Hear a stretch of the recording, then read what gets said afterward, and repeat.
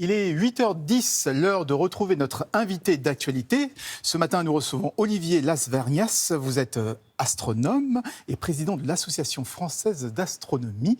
Bonjour, merci d'être avec nous. Alors, chaque année, en cette saison, vous organisez la Nuit des Étoiles. C'est la 32e édition cette année. Et ce week-end, on pourra admirer une pluie d'étoiles filantes, les fameuses Perséides. Est-ce que les Français sont toujours aussi curieux de ce qui se passe dans la voûte céleste aujourd'hui? Oui, ils sont de plus en plus.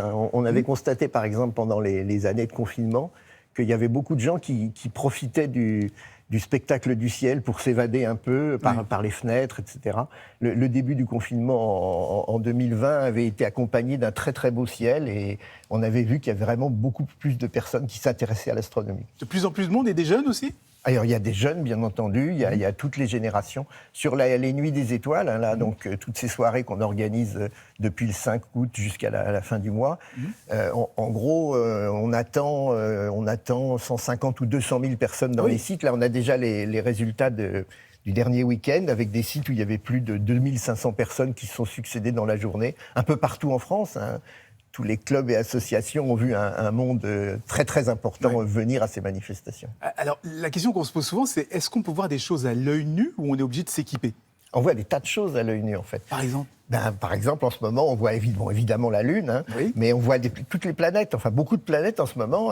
On voit Saturne qui se lève pratiquement quand le Soleil se couche. Ensuite, on a Jupiter très très brillante. Un peu plus tard, vers minuit et demi, on voit Mars qui se lève. Et le matin, avant le Soleil, on voit Vénus très très brillante. Ça, c'est rien que pour les planètes. Et vous avez des outils, des instruments, des instructions pour aider les gens qui pourraient être dans leur chaise longue, comme ça, dans leur jardin, à voir, attention, à telle heure, c'est Saturne, ensuite c'est Uranus, etc., c'est ça? Oui, absolument. Alors ça, il y a évidemment des cartes du ciel, par exemple. Il y a des magazines comme Ciel et Espace, bien entendu, dans lequel on a des cartes. Il y a plein d'applications maintenant qui permettent de se repérer. Et puis en allant dans les sites ou dans les clubs, on a toute l'information pour savoir ce qu'on voit.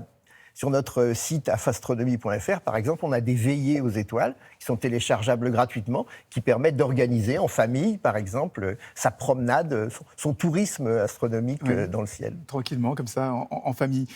Ce week-end, j'ai entendu aussi qu'on devrait voir la dernière super lune de l'année, de 2022. Est-ce qu'elle est si grande que ça, cette fameuse super lune? On en parle beaucoup. C'est un peu de la publicité. Je ne dis pas qu'elle est mensongère, disons que la Lune tourne pas. Ce qu'il faut savoir, c'est que la Lune ne tourne pas rond autour de la Terre. Donc il y a des moments où elle est un peu plus près, 350 000 km, de l'autre côté 400 000. Donc en angle apparent, elle apparaît un peu plus grosse ou un peu plus petite. C'est surtout l'occasion de dire qu'on peut voir la Lune et qu'on voit des tas de choses sur la Lune. Sur cette image qu'on vient de voir là, par exemple, qu'on voit là, on voit très bien à l'œil nu. À l'œil nu, on voit les mers lunaires, par exemple, la mer de la Tranquillité sur laquelle se sont posés les astronautes d'Apollo 11. On la voit très facilement à l'œil nu. Donc les superlunes, c'est un peu une pub, on pousse un peu la chose. Mais c'est aussi la chasse aux photographes, ceux qui veulent faire des belles photos. Exactement. C'est un peu l'occasion de faire des très belles photos.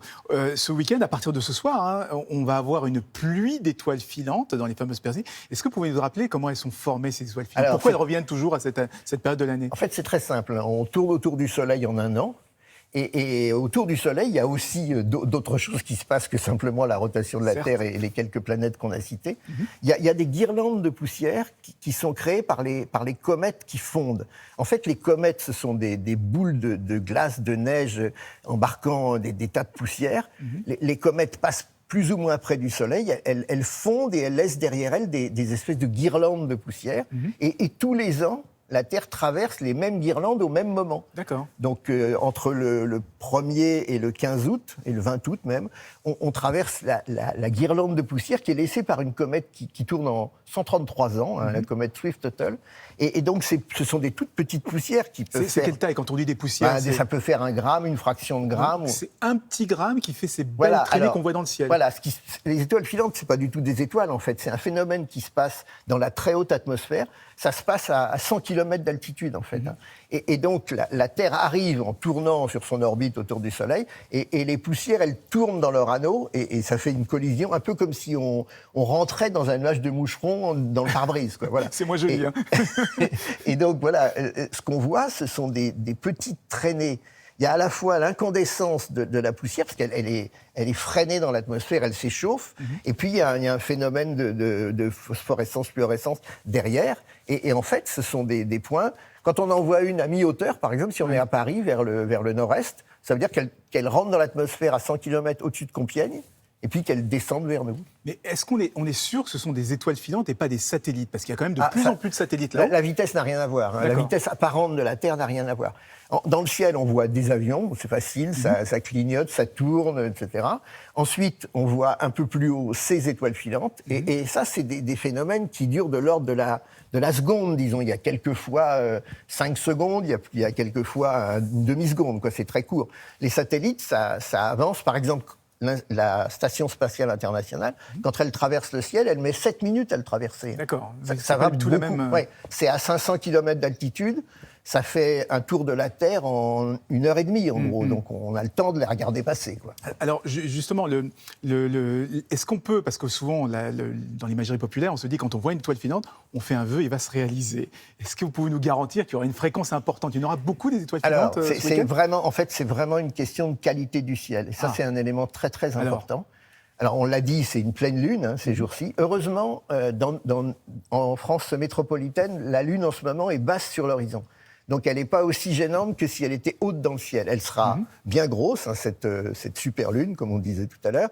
Elle sera bien grosse à l'horizon sud. Elle sera en ce moment juste à côté, d'ailleurs, de Saturne. C'est un moyen de repérer Saturne, un peu avant Jupiter. Mais elle ne sera pas très gênante. Et les étoiles filantes, elles viennent du nord-est. Hein. Donc, il faut se retourner par rapport à la Lune. Et évidemment, il faut être dans un endroit où il n'y a pas de lumière. Oui, et il faut pas Parce que vous militez depuis quand même pas mal d'années pour éteindre l'éclairage nocturne pour qu'on puisse admirer à nouveau le ciel. Ah ben, c'est un vrai problème, la question de la pollution lumineuse. C'est un problème pour nous, les passionnés d'astronomie qui voulons partager l'intérêt pour le ciel, puis c'est un problème aussi pour la biodiversité. Hein. On est en train de détruire toute une série d'animaux, de végétaux. En fait, oui, les insectes qui attendent la nuit pour sortir, voilà, comme il n'y a pas de nuit, ils peuvent... La plupart des êtres vivants, que ce soit des plantes ou des animaux ou des insectes, etc., et même nous, l'homme, nous sommes très, très concernés. En fait, l'élément principal de notre vie, c'est le biorhythme jour-nuit. Oui. C'est ça qui nous régule complètement.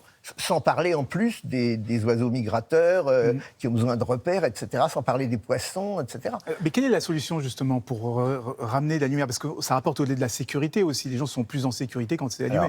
Il y a un sentiment de sécurité. Il y a des études, notamment une étude anglaise sur 67 communes où on a éteint, là, qui montre que finalement, il n'y a pas plus d'accidents, ou il n'y a pas plus de crimes quand il y a un éclairage régulé et éteint. La première solution, et c'est encourageant parce que ça se passe vraiment en France, c'est d'éteindre. Donc il y a plus de 27% des villes de plus de 100 habitants, des communes de plus de 100 habitants qui éteignent le soir. Ça, c'est une première chose. On peut éteindre avec des dispositifs qui détectent le passage. Oui, dès qu'il y a du monde, on éteint, on allume. Et voilà. De toute façon, on a bien compris que ça préserve la biodiversité, ça préserve notre biorhythme aussi, puisque on commence à bien distinguer le jour et la nuit. Et surtout, ça va permettre de mieux observer le ciel. Le ciel, enfin, si on se rappelle, évidemment qu'il y a encore 2 générations, tout le monde savait ce que c'était la Grande Ourse. Le spectacle de la Voie lactée, c'est extraordinaire, il faut le conserver. Il faut conserver ça. Donc, éteignons la lumière. Merci beaucoup, Olivier Lasvergnat.